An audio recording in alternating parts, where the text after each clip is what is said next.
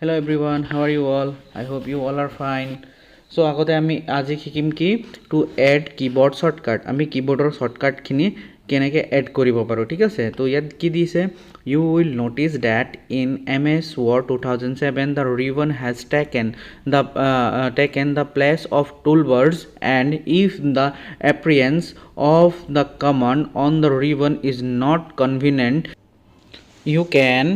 create a number of keyboard shortcuts for different commands. The steps to be followed are click on the office button, click on word option. The word option dialog box will appear. Click the customization option will appear. Click on the customize keyboard dialog box will appear. Categories. This area will display the categories of commands. This area will display the commands within a category. Step 5. Click on the category that contains the command to which you want to assign a keyboard shortcut. Step 6. Click on the command current key. This area will display any existing shortcut keyboard for the selected command. ইয়াত কৈছে কি তোমালোকক add এ keyboard shortcut আমি কেনেকৈ কিবোৰ্ডৰ শৰ্টকাটখিনি add কৰিব পাৰোঁ ইয়াৰ কিছুমান কি দিয়া আছে ষ্টেপবিলাক দিয়া আছে ইয়াত 6টা ষ্টেপ দিয়া আছে সেই ষ্টেপবিলাক তোমালোকে চাবা মই প্ৰেক্টিক্যালি কৰি দেখাম কেনেকৈ আমি শৰ্টকাটখিনি এড কৰিব পাৰোঁ কিবোৰ্ডত সেই তাৰ বিষয়ে আমাৰ কি দিয়া আছিল যে ষ্টেপ 1ত কি দিছে click on the Office button আমি অফিস বটনত ক্লিক কৰিব লাগিব তাৰ পাছত কি হৈছে কি click on the Word option the word option dialog box will appear amar dialog box to khul khabo word option or tar pasot koise click on the customize ami click on the customize koribo lage customization option will appear customization to ulai ahibo tar pasot koise ki click on the customize ami tak ami ki koribo lagibo customize koribo lagibo to customize keyboard dialog box will appear তাৰ পাছত step 5 দিছে click on the category that contain the command to which you want to assign a keyboard shortcut আমি যোনটো keyboard shortcut to আমি add কৰিব বিচাৰিছো হেতু কৰিব পাৰিম click on the command ঠিক আছে তাৰ পাছত আমি একেবাৰে প্ৰ্যাকটিক্যালি মই পাছত কৰাই দিম তাৰ নেক্সটত কি দি আছে হেতু আগত আমি step 7 ত দি আছে কি click on this area and press the keyboard combination for example alt plus I মানে আমি alt plus I to একেলগে কি কৰিব লাগিব প্ৰেছ কৰিব দিছে তাৰ পাছত কৈছে কি the keys you press appear here the command to which the shortcut is currently beginning assigned appears here step 8 click on assign step 9 click on close step 10 click on OK MS Word save the shortcut আৰু MS Word to কি কৰি লব shortcut খিনি save কৰি লব ঠিক আছে মানে আমি কিবোৰ্ডৰ কেনেকৈ শৰ্টকাটখিনি আমি এড কৰিব পাৰোঁ সেই বিষয়ে আমাক কিছুমান ষ্টেপ দিয়া আছিল 10টা সেই ষ্টেপবিলাক আমি চালো তাৰ পাছত আমাক কি দিয়া আছে to record and run a macro can save your time by a way of putting together a series of action into a single command macro are ideal for those tasks that you perform quite often a macro is a series of commands which are recorded to be played back or execute later on. Macro function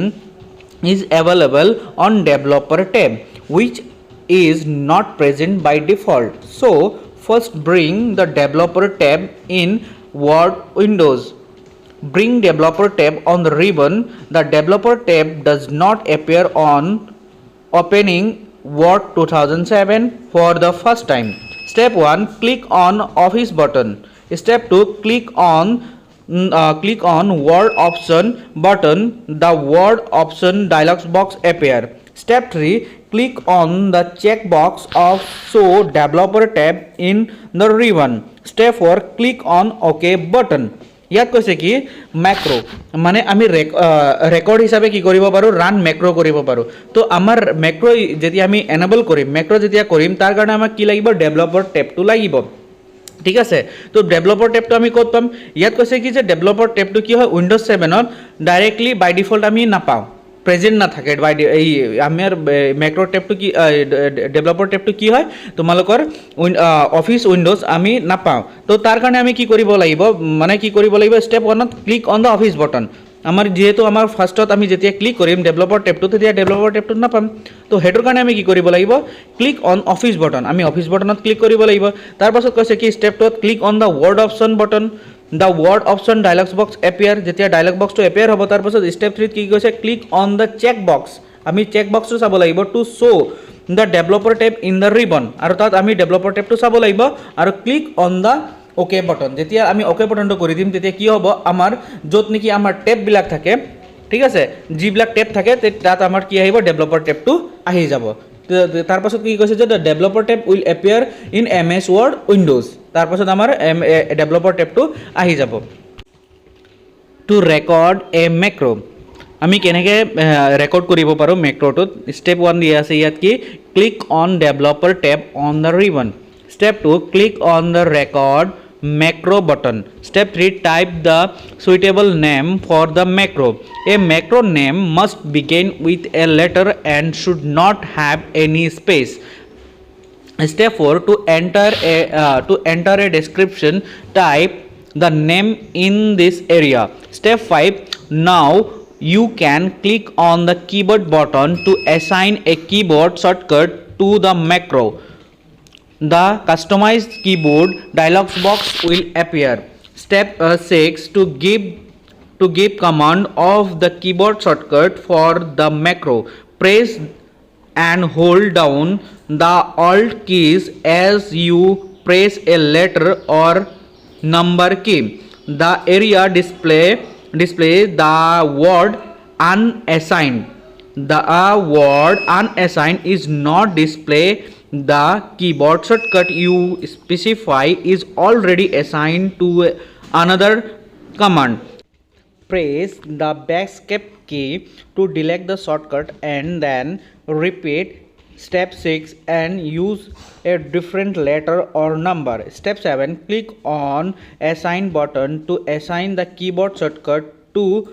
your macro. Click on close button to continue. ঠিক আছে তাৰপাছত step 9 দিছে perform the tasks that you want the macro to include. To pause the recording click on the resume recording to start again from the point you had paused it. In this example a company name and address is inserted into the document. Step 10 click on the stop recording when you have completed all the action you want the macro to include. Now you can now run the macro. ইয়াত কৈছিলে কি to record এ মেক্ৰ' আমি মেক্ৰ'ত আমি কেনেকৈ record কৰিব পাৰোঁ সেই বিষয়ে আমাক ষ্টেপ 10টা দিছিলে ঠিক আছে তো আমি এই 10টা ষ্টেপবিলাক চালোঁ তো আমি প্ৰেক্টিকেলি কৰি চাওঁ যে সেই 10টা ষ্টেপটো আমি কেনেকৈ কৰিলে মেক্ৰ'ত আমাৰ ৰেকৰ্ডিংটো হয় মানে আমি কেনেকৈ ৰেকৰ্ড কৰিব পাৰোঁ যিটো কাম কৰোঁ সেইটো আমি ৰেকৰ্ড কৰিব পাৰোঁ কিহৰ দ্বাৰা টু মেক্ৰ'ৰ দ্বাৰা তো কি আছিলে আমাৰ টু এড এ কীবোৰ্ড শ্বৰ্টকাট আমি কীবোৰ্ডৰ পৰা কেনেকৈ শ্বৰ্টকাটখিনি এড কৰিব পাৰোঁ তো আমাক আছিলে ষ্টেপ দিয়া আছিলে click on the office button ঠিক আছে তো অফিচ বটনটোত আমি কি কৰিম ক্লিক কৰিম তো আমাৰ ৱৰ্ডটো যদি আমাৰ MS অফিচটো কি বাহিৰতে কিছুমান থাকে আৰু কিছুমানে যদি ডাইৰেক্ট এই বক্সটো ইয়াত যদি নোপোৱা তোমালোকে অল প্ৰগ্ৰেমত ক্লিক কৰিবা তাৰপাছত মাইক্ৰ'ছফ্ট অফিচ আছে ইয়াত ক্লিক কৰি ল'বা ইয়াত তোমালোকে ৱৰ্ড মাইক্ৰ'ছফ্ট অফিচ ৱৰ্ড 2007 টো পাবা ঠিক আছে ইয়াৰ পাছত তোমালোকক কি কৈছিলে অফিচ বটনত ক্লিক কৰিবা এইটো তোমালোকৰ অফিচ বটন হয় এইটো অফিচ বটন ইয়াত ওলাই যায় অফিচ বটনটো তাত তোমালোকে ক্লিক কৰিবা তাৰপাছত কি কৈছিলে ক্লিক অন ৱৰ্ড অপশ্যন আমাৰ এই ইয়াত আছে ৱৰ্ড অপশ্যনটো ইয়াত ক্লিক কৰিবা তোমালোকে ঠিক আছে তাৰপাছত কৈছে ক্লিক অন দ্য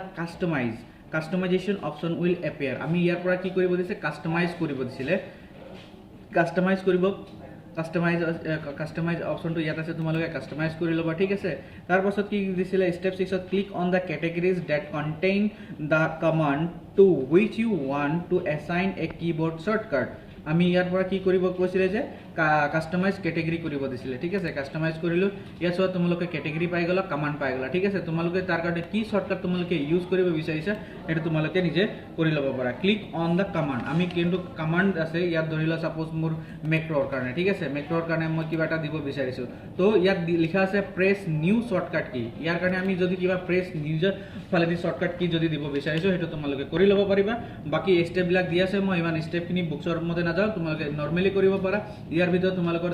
এই কেটেগৰিজ দি আছে তোমালোকে ইয়াৰ পৰা কোনটো কেটেগৰিজ তোমালোকক লাগে ধৰি লোৱা মোক ৰিভিউ টেবটো লাগে ৰিভিউত তোমালোকে ক্লিক কৰিবা তাৰপাছত প্ৰেছ নিউ শ্বৰ্টকাট কি যোনটো লাগে তোমালোকে যোনটো নিজৰ মতে শ্বৰ্টকাট কি দিব বিচাৰিছে ইয়াত ক্লিক কৰি ল'বা আৰু তাৰপাছত অ'কে কৰি দিবা তেতিয়া তোমালোকৰ কি হ'ব ইয়াত যদি কিবা এটা যদি আমি কৰি দিওঁ শ্বৰ্টকাট এটা দি দিওঁ আমি এতিয়া প্ৰয়োজন হোৱা নাই যদি আমি শ্বৰ্টকাটটো লিখি দিম ইয়াৰ পাছত কি আহি যাব এছাইন আহি যাব তেতিয়া আমি কি কৰিম এছাইনটো ক্লিক কৰি দিম তাৰপাছত আমাৰটো হৈ যাব ঠিক আছে মই কৰি দেখুওৱা নাই কাৰণ আমাক নালাগে তোমাক যাক যি লাগিব তোমালোকে কৰি ল'ব পাৰিবা তাৰপাছত আমাক কৈছিলে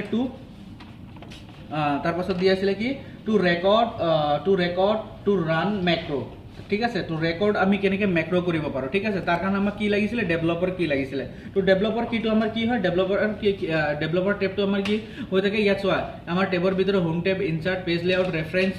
মেইলিংছ ৰিভিউ ভিউ আছে কিন্তু ইয়াত ডেভেলপাৰ টেবটো নাই ইয়াত ডেভেলপাৰটো আনিবৰ কাৰণে কি কৰিব লাগিব আমি অফিচ বটনত ক্লিক কৰিম ঠিক আছে তাৰপাছত ৱৰ্ড অপশ্যনত তোমালোকে ষ্টেপবিলাক দি আছে মই ষ্টেপ ৱাইজত যোৱা নাই মই ডাইৰেক্টলি কৈ দিছোঁ অফিচ বটনত ক্লিক কৰিবা তাৰপাছত ৱৰ্ড অপশ্যনটো আছে ইয়াত ক্লিক কৰিবা তোমালোকক ইয়াত চাই যোৱা ইয়াত দি আছে show' developer tab in the ribbon এইটো তোমালোকে চেক বক্সটো ক্লিক কৰি দিয়া তাৰপাছত অ'কে কৰি দিয়া ইয়াত চোৱা ডেভেলপাৰ কি আহি গ'ল ডেভেলপাৰ টেবটো আহি গ'ল ঠিক আছে তাৰপাছত কি কৈছিলে টু ৰেকৰ্ড এ মেক্ৰ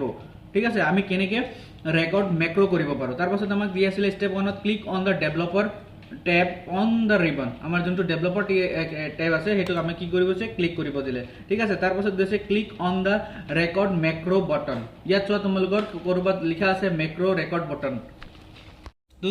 তোমালোকৰ ইয়াত চোৱা ৰেকৰ্ড মেক্ৰটো আছে তোমালোকে ইয়াত ক্লিক কৰিবা ঠিক আছে তাৰপাছত আমাক ইয়াত কি দিছিলে মেক্ৰৰ নেম দিব দিছে তো মেক্ৰৰ নেম দিয়াৰ আগত আমাৰ ষ্টেপ 3 কি দিয়া আছিলে যে a macro name must begin with a letter and should not have any space ইয়াত আমি কি কৰিব লাগিব আমি নামটো কিহেৰে ষ্টাৰ্ট কৰিব লাগিব লেটাৰেৰে কৰিব লাগিব আৰু ইয়াত আমি কি কৰিব লাগিব স্পেচ দিব নোৱাৰোঁ ঠিক আছে তো আমি মেক্ৰ 1 বুলিহে ছেভ কৰোঁ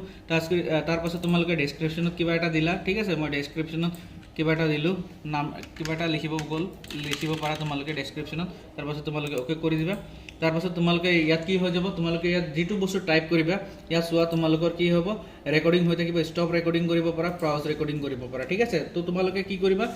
বাকী বস্তুখিনি নিজে কৰিবা ষ্টেপ ৱাইজ দিয়া আছে মই ইমান ডিটেইলত নাযাওঁ তো আজি আমি কি শিকিলোঁ টু এড এ কিবৰ্ড শ্বৰ্টকাট আমি কেনেকৈ কিবৰ্ডৰ পৰা শ্বৰ্টকাট শিকিব পাৰোঁ আৰু এবাৰ মই কৈ দিছোঁ অফিচ বটনত ক্লিক কৰিবা তাৰপাছত ৱৰ্ড অপশ্যনটো পাবা ইয়াত ক্লিক কৰিবা তাৰপাছত তোমালোকে কাষ্টমাইজত যাবা ঠিক আছে তাৰপাছত তোমালোকে কাষ্টমাইজত গ'লে ইয়াৰ ভিতৰত তোমালোকে কেটেগৰিজ পাবা আৰু কমাণ্ডছ পাবা তোমালোকে কোনটো কেটেগৰীৰ লাগে আৰু কি কমাণ্ড লাগে আৰু তাৰ বাবে তোমালোকে কি নিউ শ্বৰ্টকাট দিব বিচাৰিছা ঠিক আছে তো তোমালোকক যিটো দৰকাৰ হয় ধৰি লোৱা তোমালোকক অল কমাণ্ডৰ কাৰণে ইয়াত অল কমাণ্ড আহি গ'ল ইয়াত তোমালোকে ভিউ নৰ্মেল চাবৰ কাৰণে তোমালোকে ইয়াত কি নতুনকৈ শ্বৰ্টকাট দিব বিচাৰিছা এই শ্বৰ্টকাটটো দিবা তাৰপাছত শ্বৰ্টকাটটো ইয়াত দিয়াৰ লগে লগে কি আহিব এছাইন আহিব তোমালোকে এছাইন কৰি দিবা তাৰপাছত তোমালোকৰ কি হ'ব সেই শ্বৰ্টকাটটো এড হৈ যাব চ' মই শ্বৰ্টকাটটো এড কৰা নাই কাৰণ মোক নালাগে সেইটোৰ কাৰণে ঠিক আছে তাৰপাছত আমি ডেভেলপাৰ কিটো যদি নাথাকে তোমালোকৰ লগত ঠিক আছে এতিয়া ডেভেলপাৰ কিটো আছে কাৰণ মই এনেবল কৰিছিলোঁ ঠিক আছে এতিয়া যদি ডেভেলপাৰ কিটো তোমালোকৰ লগত নাথাকে তেতিয়া তোমালোকে ডেভেলপাৰ কিটো কেনেকৈ পাবা অফিচ বটনত ক্লিক কৰিবা তাৰপাছত ৱৰ্ড অপশ্যন ইয়াত তোমালোকে পাই যাবা show' developer tab in the ribbon ইয়াত চেক বক্সটো ক্লিক কৰিবা তাৰপাছত অ'কে কৰি দিবা ডেভেলপাৰ টেবটো আহি যাব তাৰপাছত ডেভেলপাৰ টেব আহি যোৱাৰ লগে লগে তোমালোকে কি কৰিবা এইটো অলৰেডি হৈ আছিলে ষ্টপ কৰি দিলে হ'ল তাৰপাছত ৰেকৰ্ড মেক্ৰ কৰিবা তোমালোকে মেক্ৰ তোমালোকে কি কৰিব মেক্ৰ কৰাৰ লগে লগে ইয়াত মেক্ৰৰ নেম আহিব ডেছক্ৰিপশ্যন আহিব তোমালোকে অ'কে ষ্টাৰ্ট কৰি দিয়াৰ লগে লগে কি হ'ব মেক্ৰটো এনেবল হৈ যাব আৰু কি হ'ব ৰেকৰ্ড হৈ থাকিব ঠিক আছে আৰু ষ্টপো কৰিব পাৰা যেতিয়া তোমালোকে ষ্টপ কৰিবলগীয়া হয় ষ্টপ কৰি দিবা ঠিক আছে তো আজিলৈ ইমানে থেংক ইউ